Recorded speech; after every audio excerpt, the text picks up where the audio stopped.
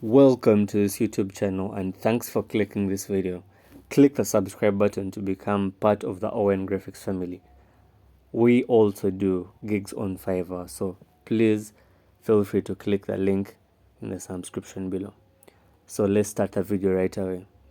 You want to come and make the measurements in inches. The width is going to be 4 inches and the height is going to be 5. Then we shall create the workspace. I remove the extras, that's the grid lines, and then I place the embedded. I place my image. You can either drag and drop into the workspace, or you can follow the method I did. You go to file and then click place embedded and then click the image you want, just the way I'm just doing it right now. So you click the image, wait for it to load. After that, expand it for it to be able to fit on the surface of the workspace.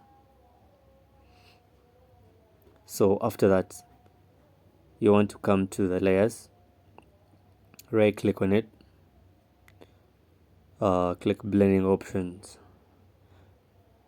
Oh, sorry about that, it's meant to be on the filter. So you want to come and apply a filter to desaturate your image. So filter, click camera raw filter. Kindly follow up with me as it is loading. It's loading. It's taking a little longer. Alright, it has loaded. So after that, I want to scroll down and increase the texture to the maximum, and then increase the clarity to the maximum, and as well reduce the saturation to 0, just to enhance my image and make it more dramatic. So next I want to add another image. I then follow the same process I did. I choose another image, which is the second one. It's appearing on top. Expand the image full size, and then after that you want to click on filter, click on select to select the subject, and then remove the background for us to be able to remain with the PNG file. Something is getting through, so I click that to be able to remove.